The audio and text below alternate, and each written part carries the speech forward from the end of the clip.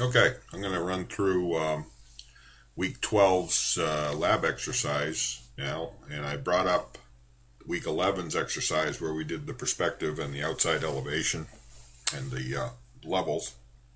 And what I'm going to do first, what you should do is just do a file, save as, project.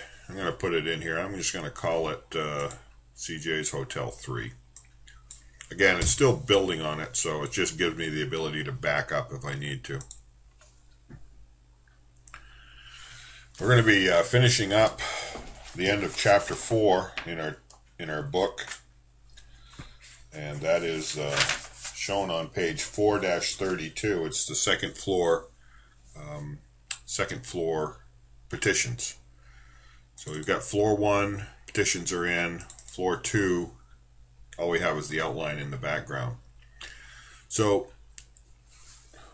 what we're going to do here is we're going to trace out these walls. They're 4 7/8. We'll just select our wall tool. We still had our basic wall interior 4 7/8 1 hour petition. We want this to be from the wall center lines. It's going up to floor 3. It's going to have a -1 foot offset from the top. So this top offset should say -1. And all we do is I'm just going to zoom in and kind of try to find the center line. It's not going to let me find that one. So I'll just pick it off right there. I can always adjust these later. Just right clicking and saying cancel. When you see the center line, just start drawing right inside the column is fine. And I'll bring this wall, actually goes all the way over to this column. And we're going to pull this one straight up into the stairwell area. Let's go back over. We've got, oops, sure I get on this center line, there we go. Zooming in is not a bad thing, it's easy enough to do. Make sure you go through your door openings, because we're going to cut the doors out later. So I'm just tracing this all the way through. Now if you want to save some time, I'm going to hit escape, or you can hit the modify tool up here on the left. I'm just going to select this wall, hold down your control key and select this wall, this wall, this wall, this one, this one, and this one, and this one, and the divider wall. Now if I take my copy tool, and I'm going to select multiple checked off, and I use the bottom corner of this column as my point to this point, gives me a little bit of an error message there, nothing to worry about. I'm going to skip the third one. I'm just going to this one, to this one, and to this one. Hit escape. I'm going to take this wall and delete it. We had an issue right here with that wall. So I just come back and just redraw these. You can see they'll self-heal themselves. This one here is a mirror image, so it's probably just as quick for us to just redraw our lines here. It really is quick and easy when you're going right through the door openings.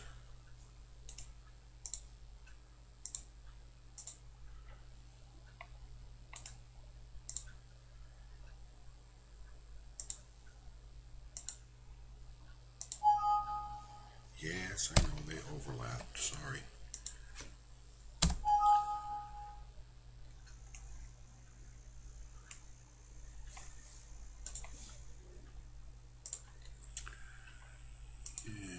There. That's why we have this gray in the background, the half toning, so we can actually see which walls. And I'm just grabbing this in and pulling it over. and it will heal itself. It looks like we got a pretty good wall selection. You can see if I select the wall tool, you can see this one probably needs to be lined up, so I'll use my alignment tool and say I want this to align with this, and I can say I want this to align with this. Any walls that seem to be a little out of place, we can use our alignment tool to adjust them. Does a really quick and easy way to make everything fall into place. Oops, missed the wall right there. Yes, that's the one I deleted.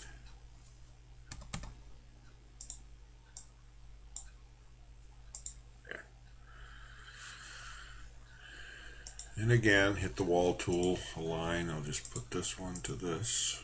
Brings that over. Any place you see a little bit of unalignment, you can use this tool to just line things up a little bit better than doing it here by eye. You can let the computer do the work for you. You always select the line you want it to align to first.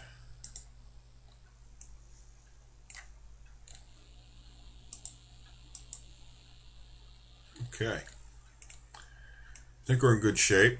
You'll notice I can still see those lines, so if you don't want to see those, what you want to do is come over here to underlay on your properties and just select this and say none. We should have done that in the beginning, and that way you don't see those lines from the first floor showing up on the second floor. So that takes care of our second floor walls, and now we're going to move into chapter 5, doors and windows. And we're starting on page 5-13, practice 5A. We're going to open this drawing. It's already open. We're going to go to floor 1. And one of the things I think we should do to make it easier for us is I'm going to change the scale on this to 3/32 of an inch equals a foot. And when I hit apply, you'll notice my text gets a little bit smaller. And I'm going to do the same thing on floor 2. 3/32 of an inch equals a foot. And again, the text gets a little smaller. While I'm here, I also want to select all of these elevation units, and I want to hide them. Just right click, say hide in view, elements. Now, if we go down to our hotel exercise 1, you'll see that now my drawing is kind of off the screen, but I can just easily bring it back down, and I can see it still doesn't fit very well, so I want to go back up. And these are things you're going to want for your final drawings. Is just select one of these datum points. You can pull those heads down. You can also do this one individually if I need to. Good. And now go back to my site. Everything fits in there. You can see this. I just need to bring this up a little closer. It automatically adjusted the scale, so this one looks pretty good.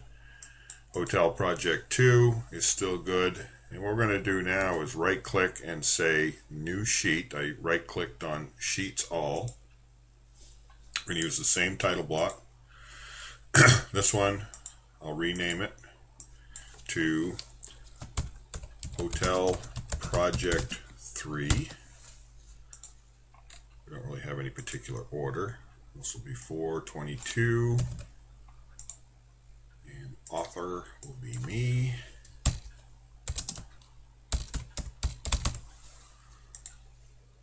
Okay. And we can actually take floor 2 now and drag it over onto this screen. See how nicely it fits at 3/32. So there's our basic floor plan. So now we can go back to floor 2, actually to floor 1, and get back to our adding doors and windows. We're going to go to our architectural tab, select door, And the first door we're going to select is a, I'm going to get away from the book because they make you go in and change it, but actually I can do this first. I'm going to go to a single flush door, 36 by 80, and I'm going to put that door right here on the outside. You can see the door shows up, and just about 3 feet off the wall, I'm just going to left click. You can see it's swinging the wrong way, so to change that, I'm going to flip it. Now, as you're putting the doors in, make sure this tag on placement is checked off so we get a number. Okay, there's our door. I'm going to just hit escape, and I'm going to select this number, and I'm going to call it door 101. Okay, now comes around and it's determined that that door should have a vision light in it. If you just select the door, I can come here and change that to a single flush with a vision light. That's all it does. It just changes it right on the fly. This one we'll go ahead with single flush vision 36 by 80 and just pop it right in this wall. We're going to flip it. You'll notice it automatically picked up the 102 configuration numbering. We're going to go down to our other stairwell, and we're going to put a door right here. Flip it. Another place we want a door with a glass light in it is up here in the office space. We're going to have one door here, about 3 feet off the wall, and another door here. I wonder if I should swing that in. Can I be creative? They swing it the other way. I'd probably swing it out. So we're going to swing this door out in this direction. Okay. Now we've got some flush doors we're going to put in. Actually, I've got another door right there on the outside. I kind of mess up the numbering, but I'm not going to worry too much about the numbering. You can always go in and renumber these later if you want. If we go back to our single flush doors now, 36 by 80, I have a door goes in here, and I'm using 2 feet off the center line of this wall. Flip it. I'm going to put another door here, 2 feet off the center line of the wall. And then I'm just going to put a door somewhere about here. Okay, and I'll get back to that in a second. We want to put a set of double doors going out into the ground out of here. These are balconies overhead, so we want a pair of doors right here. So if we're going to look at this, and we can see we're looking for a double glass door. I move this up, double glass, 72 by 84. These are atrium doors, so they'll swing out. And I'm just going to place this, I'm going to purposely put it kind of off-centered, like this. Okay? Now both of these doors, 109 and 110, I want to have centered on the wall. And the way we do that is this little tool up here at the top is aligned dimension. It should be right on your top bar. And what we can do is we're going to use our wall faces. And we're going to select this wall face. We're going to select the center point of the door, automatically comes up, and this wall face. And then place that dimension. You'll notice up here at the top there's a little letters EQ that are kind of buried by the door frame. Just left click on that. And what that does is it will actually equally space that door between those two wall faces automatically and lock them there. Now, I don't need to keep these dimensions unless I want to keep that equal spacing. If I move this wall, I want to keep the door centered, that's fine. But in this case, I'll just hit escape, select that, and delete it. And it's going to give me a little warning, just say unconstrain it, because it's already centered. Let's do the same thing on this door 109. We'll select our tool for aligning it. Whoops, select the tool, there we go. Wall faces are still selected. First dimension, center point of the door, and this dimension, and it actually puts the EQ out here on this side. That gives me equal spacing. And now I can just hit escape, left click, and delete, and unconstrain. Because I know it's already centered and I'm not going to move that door. Now, up in this wall, we've got a set of double acting doors. And a double acting door, we don't actually have loaded in our door library. If I click architecture door, I can't find a double acting door here. So what we'll do is say load family right up in this location, double click it, go to doors. There's double acting flush door. If I just double click it, it'll actually load that up here. And then when I place this on my wall about 6 feet out from the center, just left click, it shows me that double acting door in place. Very easy. Now there's one more door in this level that we want to put in, and that is the elevator door.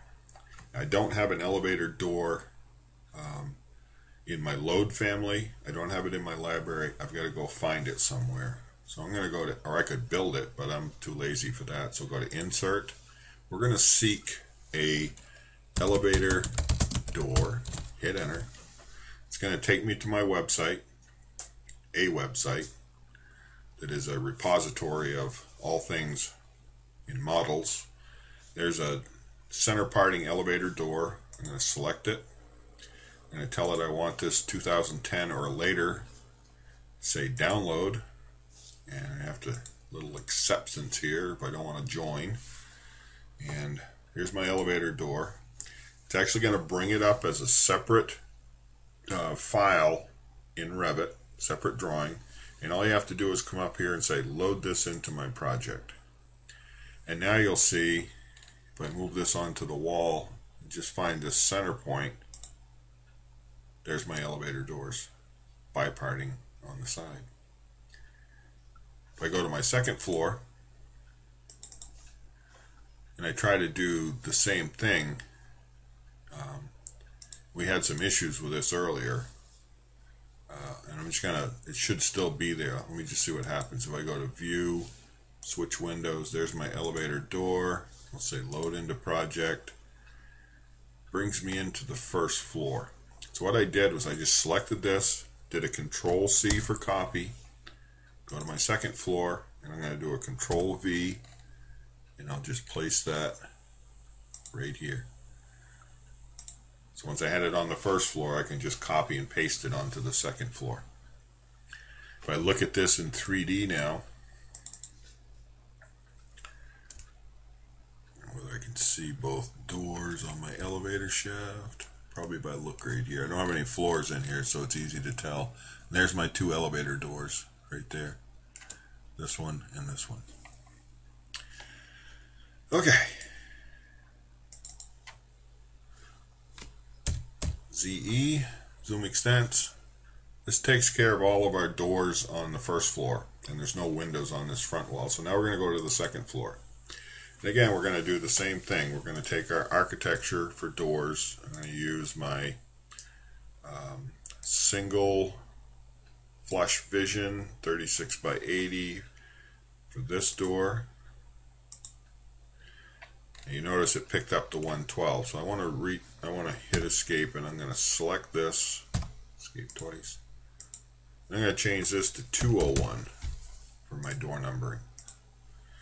And again, you can go renumber these. I kind of made a mess and tried to renumber these things, but I really don't need to. So I don't want vision lights in my hotel guest room doors because that just makes the customers angry. I do want one in this stairwell door here.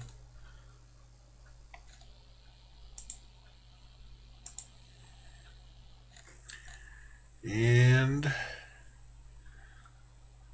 now we can go to our flush door, no vision light, 36 by 80. And we'll just whip down through here and get all of these doors in place.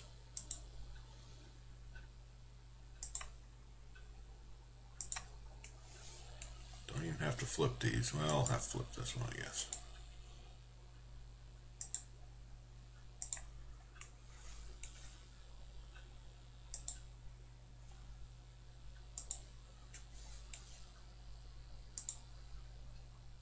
quick and easy to flick these doors on here.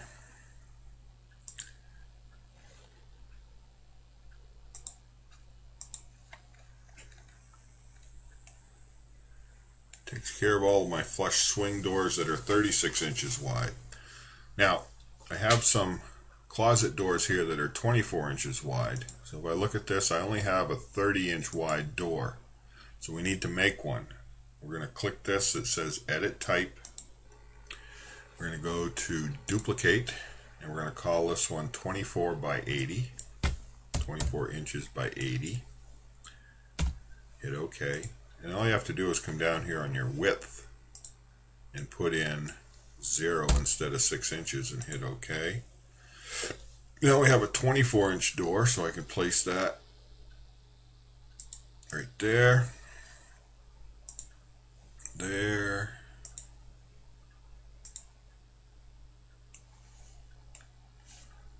and there, there, and there. Well, it's not really last. We've got some bifold doors. Again, let's see, do I have bifold doors here? No. Bifold, yeah, they are very top. Go with our 72 by 80s. It matches the height of our other ones. And we're going to place these bifold doors. Just make sure they're folding out.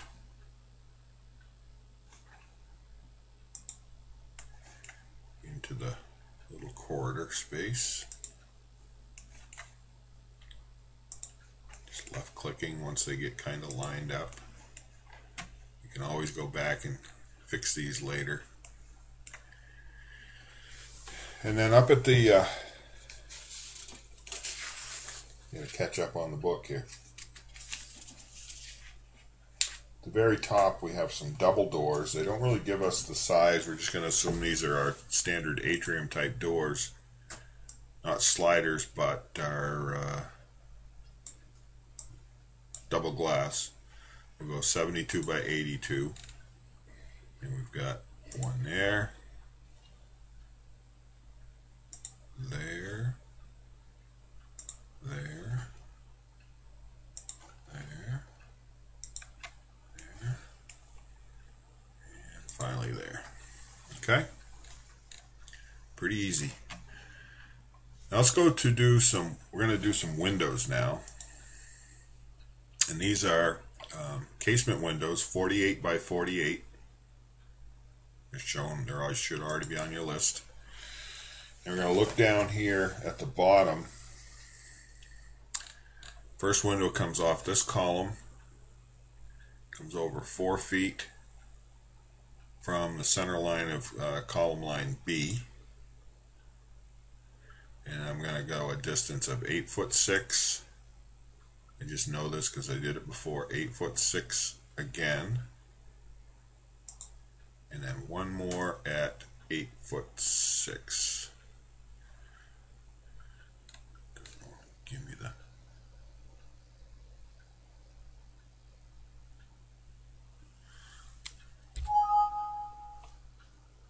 I'm just going to put it here, and then I'll click this number, 8'6". Don't mess with me. We should also put this on medium detail so we can actually see our bricks on the outside. That's something we can either do at the beginning or the end. So there's our 4 windows at this level. Now, one of the things we're going to do is make sure that these levels all get moved up to each floor above. These windows will be consistent all the way through. They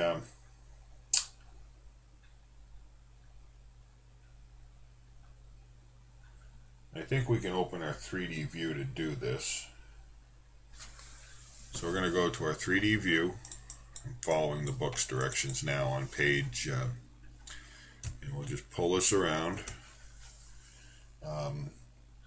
We're going to select the 4 windows. So I select the first one, hold down my control key, and select this one, and this one. We're going to do a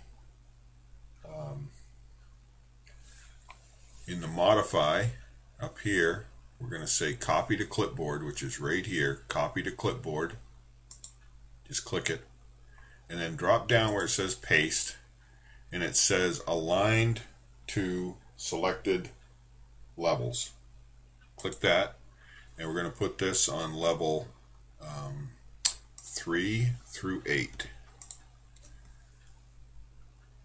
And hit OK.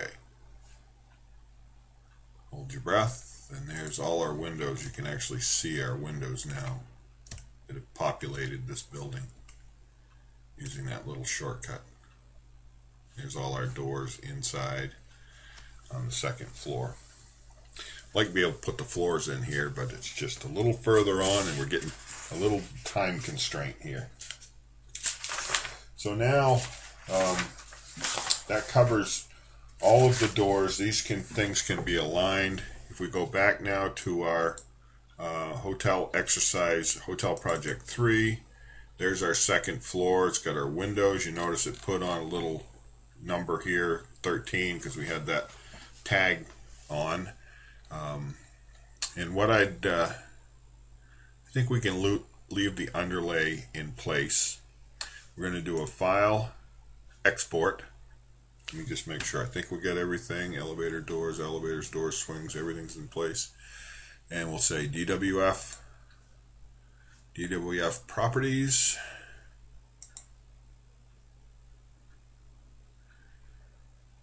At some point,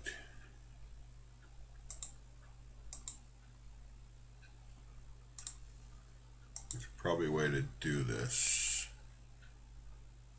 We'll just do this one for now, just like we did before. I'm just going to check my print setup, make sure everything's good.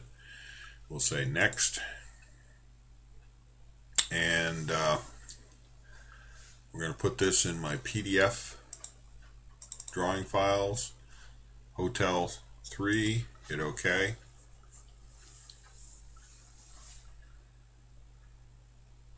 Should be done. I'm just going to minimize this for a second and close that out. If I go to my temp directory, which I use for my practice work, there's CJ's Hotel 3. Can bring it up.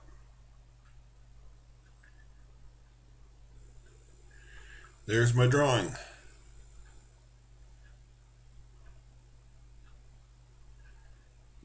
And that's what we need. So for the final portion of this, what I want you to do is submit all three drawings that we did with all of the changes that we've made.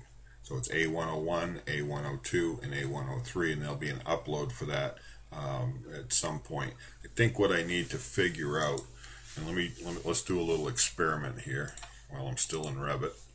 If I say File, Export to DWF, Export Current Sheet, In Session View Sheets,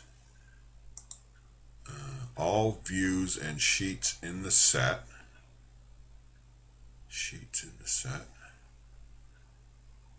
or how about I just say sheets in the model, click, next.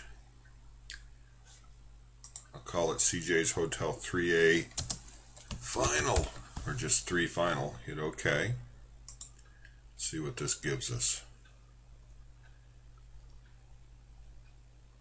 It's thinking. It's cranking. So now, if I go down to this and we go to our temp lab work PDF, I should have 3 drawings. There they are. 101, 102, and 103. So then this would be the final DWF portfolio that you would submit to the final exam folder.